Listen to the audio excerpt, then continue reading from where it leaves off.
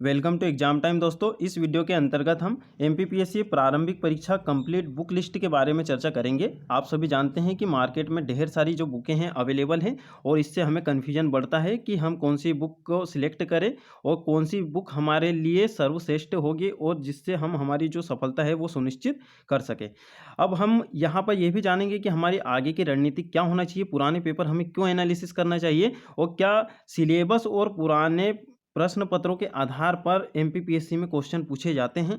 क्या अलग state PCS में जो क्वेश्चन आते हैं उनके आधार पर कुछ क्वेश्चन यहाँ पर पूछे जाते हैं और क्वेश्चन पूछे जाने का तरीका क्या है, तो कुछ यहाँ पर पेजेस भी ऐड करे हैं, उनको भी हम यहाँ पर जानेंगे और आपको पूरे जो टॉपिक वाइज है यहाँ पर बुक भी बता देते हैं कौन कौन सी जो बुक हैं आप उनका अध्ययन करके अपनी जो सफलता है वो सुनिश्चित कर सकते हैं।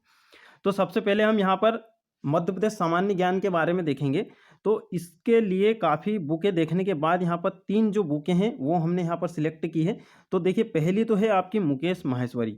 तो इसमें आपको प्रारंभिक परीक्षा से लेकर मुख्य परीक्षा तक का सारा यहाँ पर कंटेंट मिल जाएगा। सेकंड है आपकी अभी जो नई जो बुक आ रही है धर्मेंद्र तिवारी सर की, तथ्यात्मक मध्य प्रदेश के नाम से। इसमें आपको जो अभी जो जिस प्रकार के क्वेश्चन पूछे गए थे 2020 में उस प्रकार के सारे यहाँ पर क्वेश्चन मिल जाएंगे। और देखिए, मुकेश माहेश्वरी या तथ्यात्मक मध्य प्रदेश दोनों एक जैसी ही यहाँ पर बुकें हैं। इसमें आपको ढेर सारे फैक्ट वाइज डाटा भी मिल जाएंगे तथ्यात्मक मध्य प्रदेश में। और एक जो अभी सबसे ज़्यादा जो चलन में है ये है परीक्षा धाम।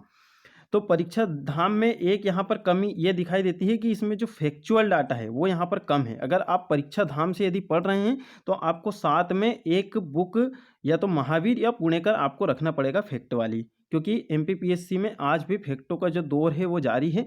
कुछ क्वेश्चन फैक्चुअल आते हैं, कुछ आपके एनालिसिस के आधार पर यहाँ पर आते हैं कि आपने कितनी गहराई से टॉपिक को पढ़ा है।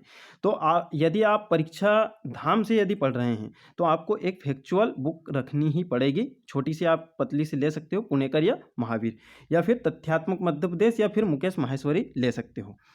इसके अलावा भी आपके पास में यदि कोई से कोचिंग नोट्स हैं वो उससे भी आप यहाँ पर पढ़ सकते हो। और वस्तुनिष्ठ के लिए देखिए, आप कितनी ही बुकें ले लीजिए, कोई भी वस्तुनिष्ठ के लिए, जैसे कि परीक्षा धाम की भी वस्तुनिष्ठ अभी आ गई है और भी अलग अलग पब्लिकेशन की वस्तुनिष्ठ बुकें आ चुकी है। तो सभी में मिलते जुलते ही क्वेश्चन आपको देखने को मिलेंगे। तो कोई भी आप वस्तुनिष्ठ ले सकते हो, चाहे पुणेकर ले सकते हो, आपके पास में पुणेकर है तो सफिशियंट है।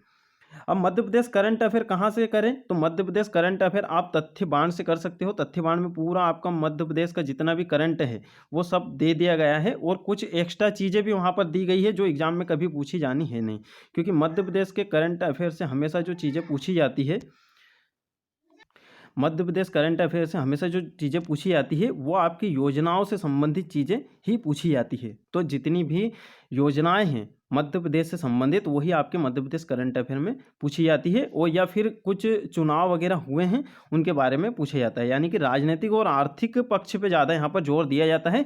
या तो मध्य प्रदेश का आपका बजट, आर्थिक सर्वेक्षण, ये आपसे पूछा जाता है। तो इन पे आपको ध्यान देना है मध्य प्रदेश में। और एक मध्य प्रदेश में आप जो खेलकूद से संबंधित जो करंट अफेयर रहता है उस पर ध्यान देना है। ये 3 चीज़ों पर आपको ध्यान देना है। आपको मध्य प्रदेश का करंट अफेयर का एक भी क्वेश्चन बाहर नहीं जाएगा। तो इतने से आपका यहाँ पर कंप्लीट हो जाएगा। देखिए, मध्य प्रदेश के लिए कोई भी अच्छी बुक मार्केट में अवेलेबल नहीं है। तो जो 3 बुकें जो मध्य प्रदेश जो एमपीपीएससी प्रारंभिक परीक्षा और मुख्य परीक्षा दोनों को कवर करती हो, तो वो यहाँ पर ये 3 बुकें ध्यान में आई है और यही सफिशियंट है। मुकेश माहेश्वरी, तथ्यात्मक मध्य प्रदेश और परीक्षा धाम, अगर इनमें से कोई भी बुक से आप पढ़ रहे हो तो बढ़िया है। उसके बाद में आप देखोगे जो नेक्स्ट आपका टॉपिक है आयोग। तो आयोग आप किसी भी बुक से पढ़ सकते हो, निर्माण आईएएस से भी पढ़ सकते हो और खुद के सेल्फ नोट्स आपको जरूर बनाना है आयोग के। जैसे कि आयोग में कुछ अपडेट होता है, अभी आयोग की अपडेटेड बुक आती जाती है। आपके पास में कोई भी आयोग की पुरानी बुक है या नोट्स हैं तो उससे आप पढ़ सकते हो। खुद के सेल्फ नोट्स ऐसे बनाना है जैसे आपको कुछ भी समझ में आता है। जैसे भारत निर्वाचन आयोग, राज्य निर्वाचन आयोग में आप अंतर टाइप से इस प्रकार से बना सकते हो। तो इस प्रकार से आपको जो भी उन दोनों में सेम पॉइंट, कुछ डिफरेंसेस आपको पॉइंट लगते हैं, या फिर आप एक ऐसा पूरा एक पेज पे ऐसा चार्ट बना के सारे आयोग की जो मुख्य मुख्य बातें हैं वो लिख सकते हो। या फिर सारे में देख सकते हो कि इसकी संरचना कैसी है, भारत निर्वाचन आयोग की, राज्य निर्वाचन आयोग की कैसी है, ये इसमें त्यागपत्र कौन देता है, उसमें कौन देता है, किसे देता है। इस प्रकार से आप डिफरेंस क्रिएट कर सकते हो खुद से। तो ये आपकी स्वयं की मेहनत रहेगी, इसीलिए आपको आयोग के शॉर्ट नोट्स बना लेना चाहिए, क्योंकि आयोग बहुत सारे हैं, कन्फ्यूजन बढ़ता है। जब एग्जाम में जब क्वेश्चन आता है तो कन्फ्यूजन बढ़ जाता है, इसलिए आप खुद के 2 से 4 पेज में आप खुद के आयोग के नोट्स भी बना सकते हो। अब सूचना संचार कहाँ से करें? निर्माण आईएएस की बुक से आप कर सकते हो, जो अपडेटेड वाली अभी जो बुक आई है वो आप ले सकते हो। अगर आपको नहीं लेना है तो आप पुरानी जो आपके पास में जो भी है सूचना संचार की, वो ले सकते हो। और थोड़ा सा आपको इंटरनेट का यहाँ पर यूज़ करना है। जो भी इलेक्ट्रॉनिक से संबंधित आपका टॉपिक है, आपको डायरेक्ट इंटरनेट से भी कुछ इंपॉर्टेंट डाटा मिल जाते हैं, वो आपको निकाल लेना है। कुछ एक्स्ट्रा चीज़ें और मिल जाती हैं, कुछ और पोर्टल वगैरह मिल जाते हैं, तो वो आपको लिख लेना है कि उनका उद्देश्य क्या है, किस लिए ये पोर्टल कार्य करता है। करंट अफेयर, देखिए करंट अफेयर के लिए भी आपको ज़्यादा भटकने की आवश्यकता नहीं है। 2 से 3 क्वेश्चन आपके करंट अफेयर के पूछे जाते हैं और बहुत ही सिंपल क्वेश्चन रहते हैं। हर करंट अफेयर की बुक में, हर मैगजीन में आपको वो मिल जाएंगे। तो इसके लिए आप रेलवे स्पीडी पढ़ सकते हो। घटना चक्र आती है, मध्य प्रदेश की एक मैगजीन मंथली आती है, तो मंथली तो आप नहीं ले पाए हो तो आप क्या कर सकते हो, वार्षिकांक ले सकते हो, कोई भी वार्षिकांक ले सकते हो। सभी में आपको करंट अफेयर सेम ही मिल जाएगा। उसमें आपको राष्ट्रीय अंतर्राष्ट्रीय स्तर की प्रमुख घटनाएं, मुद्दे और प्रमुख व्यक्तित्व पे ध्यान देना है। इन चीज़ों पे आपको ध्यान देना है। आपको अभी आगे बताएंगे भी कि किस प्रकार के क्वेश्चन अभी करंट अफेयर से पूछे गए हैं। सेकंड, हम यहाँ पर बात करते हैं खेलकूद से संबंधित, तो निर्माण आईएएस से भी आपका हो जाएगा। और महावीर प्रकाशन की बुक अब जो अपडेटेड वाली है वो आप लेना पड़ेगा आपको। क्यों? क्योंकि इससे करंट से रिलेटेड भी यहाँ पर चीज़ें आती हैं, या फिर आपके पास में पुरानी। अब खेलकूद में क्या है कि 2 प्रकार का रहता है, एक तो स्टैटिक जीके रहता है और उसके बाद में एक क्या रहता है आपका करंट अफेयर से संबंधित रहता है। तो अभी पिछले 2 सालों के यदि क्वेश्चन पेपर देखा जाए तो आपको समझ में आएगा कि यहाँ पर जो करंट के जो क्वेश्चन हैं उससे यहाँ पर क्वेश्चन बन रहे हैं। स्टैटिक कम पूछ रहे हैं, वो आपका जो लूसेंट वगैरह है इनसे भी यहाँ पर कवर हो जाएगा।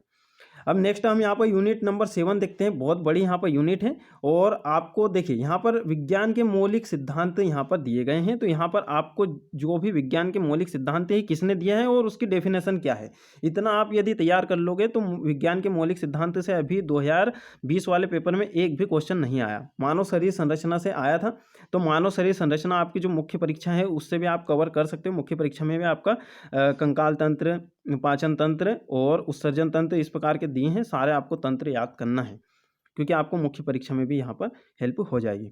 और प्रमुख संस्थान और उपग्रह, तो उपग्रह और संस्थान वाला टॉपिक भी आपका मुख्य परीक्षा में दिया है। तो जितने भी आपके संस्थान दिए हैं 11 से 12 या 15 संस्थान आपके दिए हैं मुख्य परीक्षा में, तो उनको तो आपको अच्छे से करना ही है।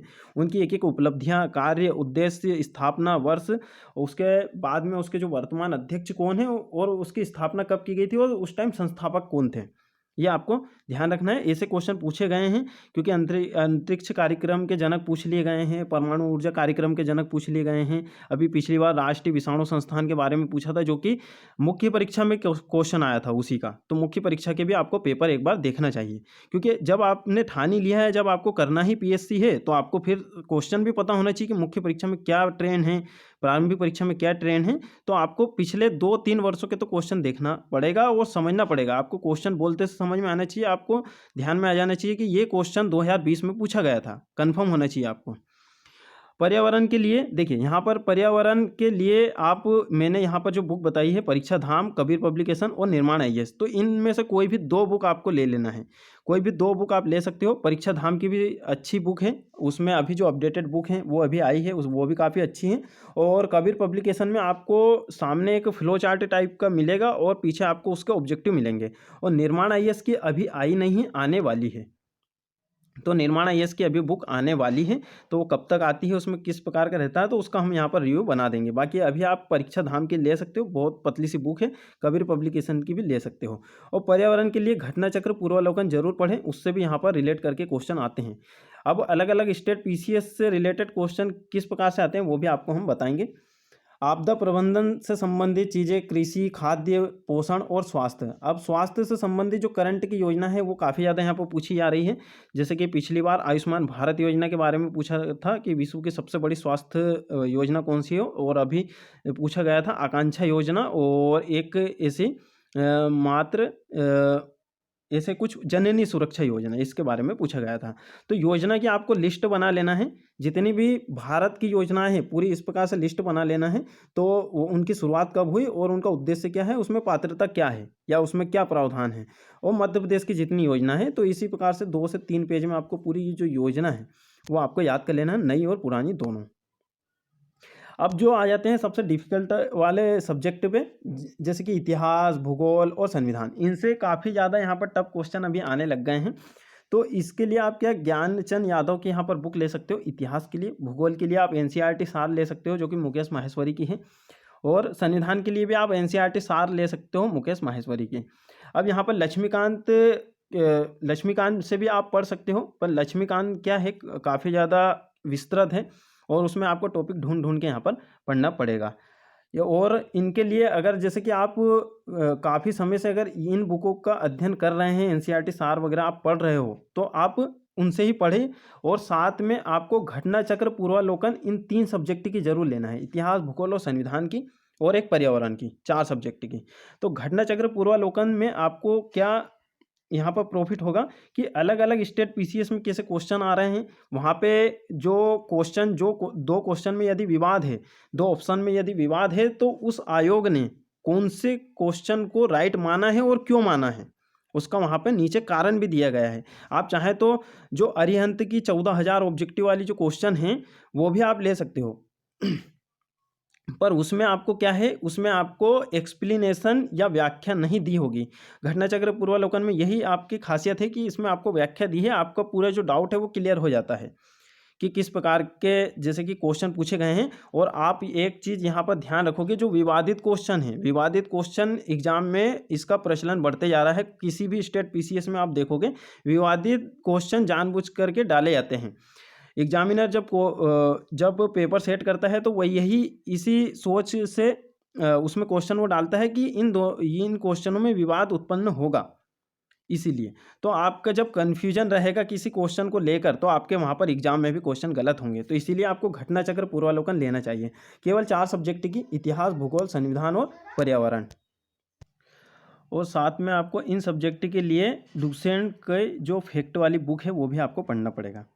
और अर्थव्यवस्था के लिए देखते हैं, लुसेंट से आप कवर कर सकते हो, लुसेंट में जितना आपको दिया है वो आपको कवर कर लेना है। और प्री और मेंस में जो सेम टॉपिक है उन्हें आपको देख लेना है। जैसे बैंकिंग से संबंधित जो चीज़ें हैं वो आपको मुख्य परीक्षा की जो बुक है आपके पास में जो भी है उससे आप कर सकते हो। और यहाँ पर कुछ चीज़ें लिखी है, जैसे कि सीमित साधन और बार बार रिविजन। साधन सीमित रखें, ज़्यादा बुकें आप रखोगे तो आप उन्हें नहीं पढ़ पाओगे अच्छे से। तो आपको क्या करना है, सीमित साधन रखना है, एक सब्जेक्ट की केवल एक ही बुक रखना है और बार बार उसका रिवीजन करना है। कुछ चीज़ें का आपको यहाँ पर शॉर्ट नोट्स भी बना लेना है, जैसे कि आप इतिहास के नोट्स बनाने नहीं बैठ जाना। इतिहास काफ़ी ज़्यादा विस्तृत है और इसमें कुछ कुछ जो आपको फैक्ट टाइप में आप बना सकते हो प्रीलिम्स के लिए। जैसे कि इतिहास में कुछ आपको नया मिला, कुछ भी जैसे कि आपको लगता है कि ये पूछा जा सकता है। जैसे इतिहास में अभी जो शब्दावलियाँ हैं, प्राचीन और मध्यकालीन जो शब्दावलियाँ हैं उनसे क्वेश्चन आ रहे हैं, उनकी आप लिस्ट बना सकते हो गूगल से निकाल कर। साथ में आप जो भी मध्यकालीन और मुगलकालीन जो पुस्तकें हैं उनसे क्वेश्चन आ रहे हैं, 19 में भी पूछा था, अभी 2020 में भी पूछा है, तो उनकी आप लिस्ट यहाँ पर बना सकते हो। तो इस प्रकार के आपके क्वेश्चन आप इस प्रकार के छोटे कुछ फिल्म्स टाइप में नोट्स बना सकते हो। फिल्म्स के जो नोट्स हैं दोस्तों वो तो एक तो चार्ट टाइप में, फैक्ट टाइप में और या फ्रेमिंग टाइप में, ये 3 प्रकार से यहाँ पर नोट्स बनाए जाते हैं। विस्तृत आपको नहीं बनाना है, विस्तृत बुक में दिया है, यदि आप विस्तृत बना रहे हो तो आप फिर रिवीजन नहीं कर पाओगे और काफ़ी लंबे टाइम तक याद नहीं कर पाओगे। पुराने पेपर विश्लेषण करना जरूरी है, पुराने पेपर एनालिसिस करना जरूरी है। साथ में आपको कुछ इंटरनेट का भी यहाँ पर यूज़ कर लेना चाहिए। जैसे कि अगर राजा राम मोहन राय के बारे में आपको कम फैक्ट मिला, जबकि ये आपके सामाजिक धार्मिक सुधार आंदोलन में दिए हुए हैं, तो आप थोड़ा सा गूगल से भी इन्हें पढ़ सकते हो। और आपके जैसे कि राजा भोज हैं, राजा भोज के बारे में 19 में भी पूछा था, 20 में भी पूछा है, तो उनके बारे में डिटेल में पढ़ लेना है, क्योंकि ये मध्य प्रदेश के प्रमुख राजवंश हैं, चंदेल, परमार और भी जो कलचुरी हैं, इस प्रकार के जो वंश हैं, जो प्रमुख वंश हैं, इनके बारे में अगर कम डाटा लगता है बुक में तो आपको थोड़ा सा इंटरनेट का सहारा ले लेना चाहिए। भारत और मध्य प्रदेश के बजट आर्थिक सर्वेक्षण आपको अच्छे से पढ़ना है, इनसे क्वेश्चन आ रहे हैं। और फॉरेस्ट रिपोर्ट 2021 आपको पढ़ना है, प्रमुख योजना और प्रावधान आपको पढ़ना है। अब यहाँ पर देख लेते हैं कुछ जल्दी से, हम यहाँ पर कुछ जो पुराने क्वेश्चन पूछे गए हैं उनका क्या क्या आधार है और क्यों यहाँ पर पूछे गए हैं। देखिए जैसे कि ये वाला यहाँ पर पर्यावरण से संबंधित आपको यहाँ पर दिखाई दे रहा है कि नहीं, ये पर्यावरण से संबंधित यहाँ पर जितने भी राष्ट्रीय उद्यान अभ्यारण्य वगैरह हैं इनकी लिस्ट बना के आपको याद कर लेना है, या तो आप यहाँ पर भारत का मैप बनाकर और उन्हें दर्शा कर याद कर सकते हो, कैसे भी आपको याद करना है।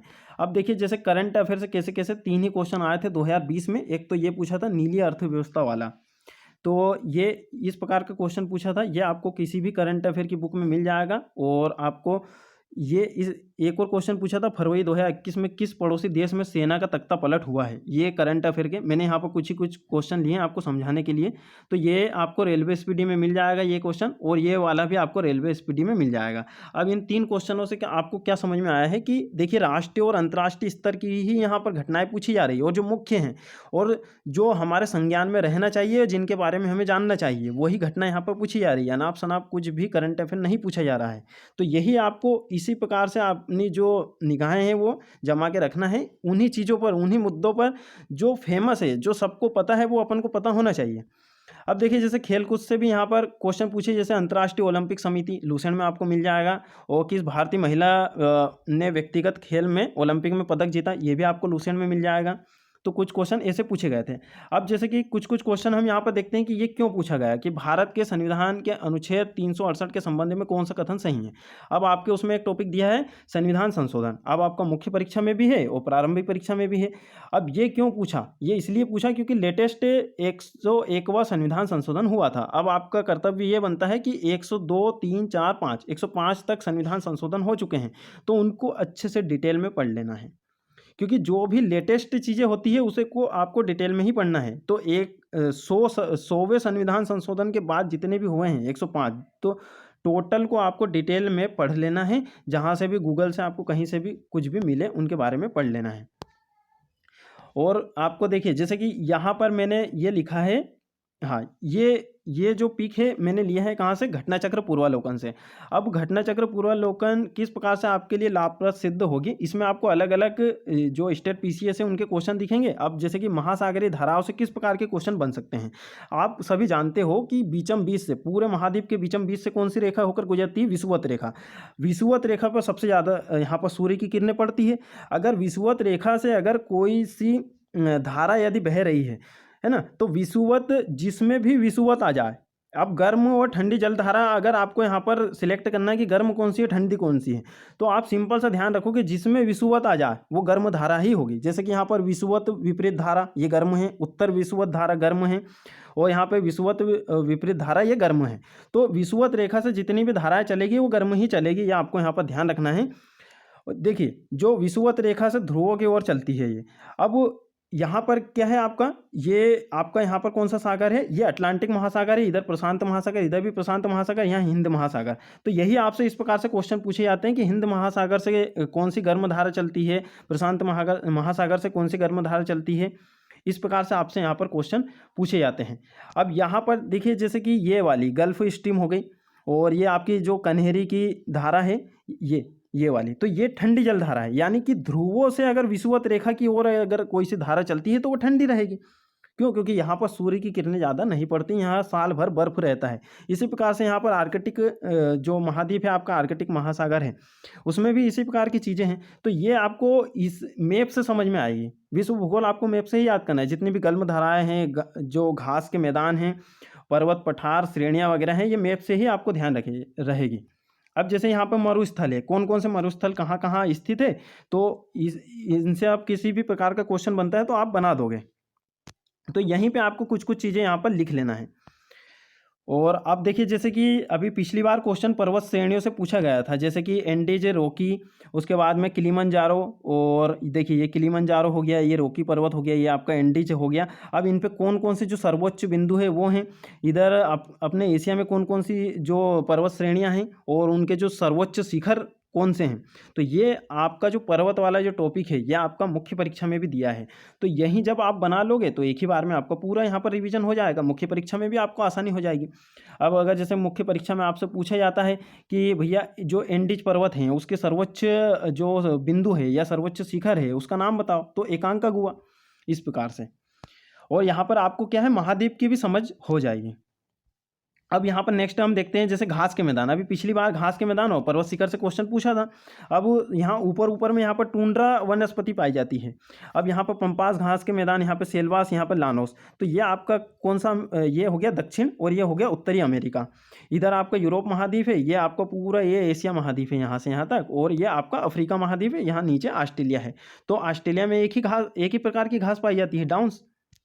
तो ये आपको मैप से ही समझ में आएगी। जैसे कि हमने यहाँ पर कुछ पिक लिए हैं, जैसे ये घास के मैदान वाला 2020 में आपसे क्वेश्चन पूछा गया था, और उसके बाद में ये पर्वत शिखर वाला आपसे 2020 में ये क्वेश्चन पूछा गया था। तो ये इस प्रकार के क्वेश्चन आप इन्हीं से बना सकते हो। अब यहाँ पर थोड़ा सा हम यहाँ पर हिस्ट्री के देख लेते हैं। देखिए हिस्ट्री से जैसे कुछ कथन वाले क्वेश्चन आए थे, और यहाँ पर ये पुस्तकों वाले आए थे, और बात करते हैं यहाँ पर कुछ शब्दावली, जैसे पढ़ी वाला पूछा था 2019 में। तो इस प्रकार के जो शब्द हैं, जब आप इनको मुख्य परीक्षा के हिसाब से पढ़ोगे तो आपको ये चीज़ें वहाँ पे मिल जाएगी कि कौन से व्यक्ति ने किसके बारे में क्या कहा है, वहीं से आपको ये चीज़ें समझ में आ जाएगी। उसके बाद में यहाँ पर देखिए मध्य प्रदेश सामान्य ज्ञान से जो इस प्रकार के क्वेश्चन आए थे, ये आपको हर बुक में मिल जाएंगे। किसी भी बुक में आपको इस प्रकार के जो क्वेश्चन आए हैं मध्य प्रदेश सामान्य ज्ञान से मिल जाएंगे। और मध्य प्रदेश सामान्य ज्ञान से देखिए अभी आप देखोगे कि हर बार इस प्रकार का एक क्वेश्चन हमेशा पूछा जा रहा है। 2019 में भी पूछा था, अभी यहाँ पर पूछा था राष्ट्रीय कवि बाल कवि बैरागी का वास्तविक नाम क्या है। तो जितने भी अभी पिछले 2 से 3 सालों में मध्य प्रदेश से संबंधित यदि किसी साहित्यकार या फिर किसी नाट्यकर्मी, रंगकर्मी किसी का जो निधन हुआ है, उनके बारे में आपको पढ़ना है, क्योंकि आपके उसमें जो सिलेबस है उसमें स्वयं उन्होंने लिख के दिया है साहित्यकार, मध्य प्रदेश के प्रमुख साहित्यकार। तो साहित्यकार इतने ही थोड़ी ना है जो आपके जो प्राचीन, मध्यकालीन और आधुनिक में दिए हैं। तो अभी भी तो वर्तमान में भी कोई सा साहित्यकार है, अगर उनका देहांत होता है, निधन होता है, तो उनके बारे में भी हमें यहाँ पर पता होना चाहिए। तो ये आपको मध्य प्रदेश करंट अफेयर में ये चीज़ें मिल जाएगी। और देखिए कुछ कुछ जैसे कि ये यहाँ पर ये वाला आपको किसी भी बुक में नहीं मिलेगा कि राजा भोज के किस कवि ने जैन धर्म अपना लिया था। ये अभी पेपर होने के बाद में काफ़ी जो बुक पब्लिकेशन है उन्होंने यहाँ पर अभी अपडेट किया है। बाकी आपको ये चीज़ें कहाँ से मिलेगी, ये आपको इंटरनेट से ही मिलेगी। कोई भी जब पेपर कोई सेट करता है तो वो इन चीज़ों का ही ध्यान रखना है कहाँ कहाँ विवाद उत्पन्न होगा। जैसे कि यहाँ पर टांटिया और टुंड्रा में विवाद उत्पन्न हुआ था, तो ऐसे विवादित क्वेश्चन पे आपको जरूर ध्यान देना है।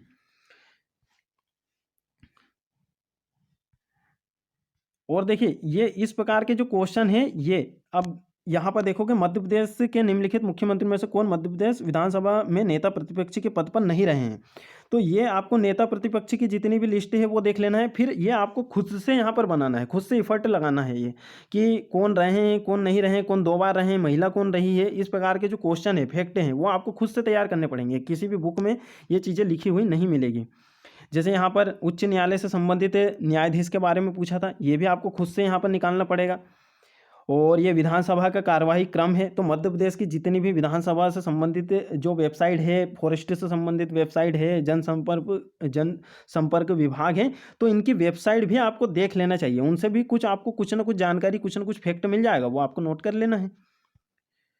तो इसीलिए हमने यहाँ पर कुछ कुछ क्वेश्चन रखे थे। अब जैसे कि आपको क्या करना है, थोड़ा थोड़ा यहाँ पर मुख्य परीक्षा से संबंधित भी चीज़ें पढ़ना है। अब जैसे ये निर्माण आईएएस की बुक है, यहाँ पर ये लिखा था कि भारत में राज्यवार, देखिए ये पवन ऊर्जा से संबंधित है, तो भारत में राज्यवार सर्वाधिक पवन ऊर्जा कहाँ पर उत्पादित होती है। देखिए एक तमिलनाडु, गुजरात और महाराष्ट्र और कर्नाटक। तो ये चारों आपको मुख्य, आप वो प्रारंभिक परीक्षा 2020 की जो प्रारंभिक परीक्षा हुई है उसमें यही पूछा था कि पवन ऊर्जा की सर्वाधिक संभावनाएं किन किन राज्यों में हैं।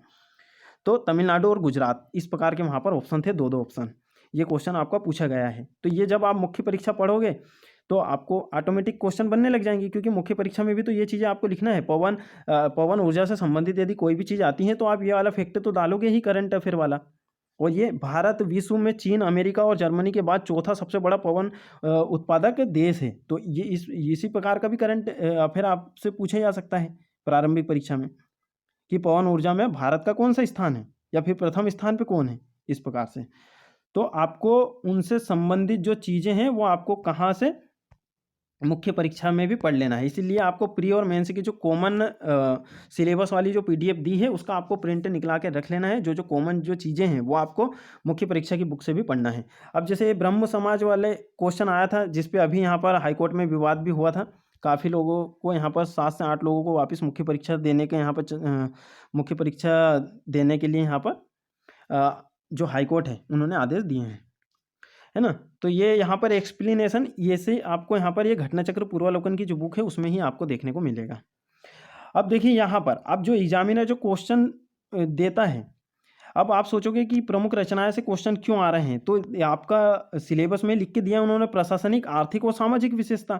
अब किसी भी काल की प्रशासनिक, आर्थिक, सामाजिक विशेषता की जानकारी कहाँ से मिलती है? उस समय लिखी गई पुस्तकों के जरिए, ठीक है। तो यहाँ पर आप देखोगे कि अभी 2019 में एक पुस्तक पूछी गई थी, जियाउद्दीन बरनी और सम्मु ए सिराज अफीक। तो ये तारीख फिरोजशाही के बारे में पूछा था। एग्जामिनर ने देखा यहाँ पे क्या है, 2 पुस्तकें 2 व्यक्ति ने लिखी है, तारीख फिरोजशाही दोनों ने लिखी है, दोनों ये। अब इसमें कोई जियाउद्दीन बरनी लगाएगा, कोई सम्मु ए सिराज लगाएगा, ठीक है। तो इसमें फिर विवाद होगा। और 2015 में पूछा गया था शाहनामा के बारे में, और ये ज्ञानचंद की बुक है ये वाली। तो पुस्तकों को आपको डिटेल में पढ़ना है। अब 3 मार्कर आता है, तुझको बाबरी के बारे में 3 मार्कर आता है, तो आप लिख सकते हो लेखक बाबर है, और यहाँ पर जो विवरण आपको दिया है ये वाली एक लाइन उठा के लिख सकते हो, आपका 3 मार्कर भी कंप्लीट यहाँ से। अब देखिए इसमें से भी एक क्वेश्चन यहाँ पर पूछा गया था, ये वाला, ये 2020 में साकी मुस्तैद खां की जो मुआसिर ए आलमगिरी। अब देखिए यहाँ पर भी कन्फ्यूजन होता है कि देखिए आलमगिरी कितनी बार किन किन लोगों ने लिखी है। आलमगिरी, यहाँ पे आलमगिरी, उसके बाद में यहाँ आलमगिरी है, यहाँ आलमगीर नामा है। तो इनमें कन्फ्यूजन होता है कि कौन सी औरंगजेब ने लिखी है, कौन सी मिर्ज़ा मोहम्मद कासिम ने लिखी है, कौन सी साकी मुस्तैद खां ने लिखी है, कौन सी शेख निजामुद्दीन अहमद ने। तो ये इस प्रकार के यहाँ पर क्वेश्चन आते हैं। अब जैसे कि यहाँ पे आप पातशाहनामा देखोगे, तो यहाँ पर पातशाहनामा ये इतने व्यक्तियों ने यहाँ पर लिखी है, तो इनसे क्वेश्चन यहाँ पर आते हैं। अब जहांगीर वाली देखोगे आप, यहाँ पर ये इतनी बुक है, तो ऐसे यहाँ पर क्वेश्चन पूछे जाते हैं। अब आप यहाँ पर देखोगे जो घटनाचक्र पूर्वावलोकन है, इस प्रकार के एक्सप्लेनेशन दिए रहते हैं। अब ये जैसे कि रास पीएससी में पूछा गया था, अब यहाँ पे आपको इस प्रकार के फैक्ट देखने को मिल जाएंगे। फ्रैंको एंथनी, इस प्रकार का क्वेश्चन पूछा गया था, है ना। अब ये क्यों पूछा गया, देखिए इसका भी एक कारण है कि फ्रैंको एंथनी वाला क्यों पूछा गया कि भैया पहले अस्थायी उपाध्यक्ष। तो आप देखोगे कि अभी क्या है, जो जितनी भी विधानसभा हैं और अभी एंग्लो इंडियन का पद समाप्त किया गया है, तो ये ही भारत के सबसे पहले एंग्लो इंडियन थे फ्रैंको एंथनी, इसीलिए इनके बारे में यहाँ पर क्वेश्चन बना। तो करंट से रिलेट करके क्वेश्चन आ रहे हैं, करंट में जो भी मुद्दे चर्चाएं चल रही हैं उनसे संबंधित एग्जामिनर आपका जो स्टैटिक जीके है वो पूछ लेता है, ठीक है। तो आपको यहाँ पर समझा दिया किस प्रकार की आपकी रणनीति रहना चाहिए और कौन कौन सी बुक का आप अध्ययन कर सकते हो। जो भी बुक आप पढ़ो बस पूरी शिद्दत के साथ उसे पढ़ो, अच्छे से पढ़ो, ठीक है दोस्तों। तो आपको यहाँ पर बता दिए हैं, तो घटनाचक्र पूर्वावलोकन के कुछ यहाँ पर स्क्रीनशॉट आपको बता दिए हैं। घटनाचक्र पूर्वावलोकन काफ़ी ज़्यादा हेल्पफुल साबित होगी आपको किसी भी एग्जाम के लिए। उसमें भी आपको क्या करना है, जितनी भी आपको व्याख्या वगैरह दी होती है, तो उसमें आपको क्या करना है, कुछ इस प्रकार के गोले वगैरह बना के रख लेना है जहाँ पे आपको लगे कि ये चीज़ें फैक्ट आईएमपी है, ताकि आपको दोबारा से उसे ना पढ़ना पड़े। ठीक है दोस्तों, मिलते हैं नेक्स्ट वीडियो में। काफ़ी यहाँ पर कमेंट आ रही थी बुक लिस्ट के बारे में, हमने आपको यहाँ पर बुक लिस्ट बता दी है। और भी कोई आपका डाउट हो तो आप यहाँ पर बता सकते हो। ठीक है दोस्तों, मिलते हैं फिर नेक्स्ट वीडियो में।